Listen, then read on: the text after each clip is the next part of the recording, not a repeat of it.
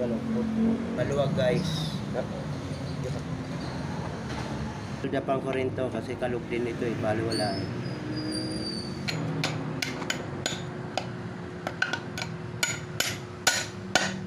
Ayan guys, oh. Kakalog-kalog na. Kailangan tas-tasin ito guys. Kaya pag may problema kayo sa ganito, sa shifter ng cambio, sa pakit ng transmission, bina-build upan yan guys.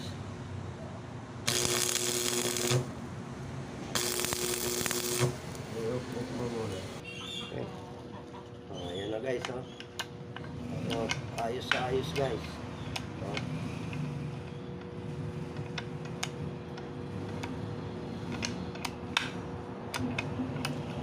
Okay.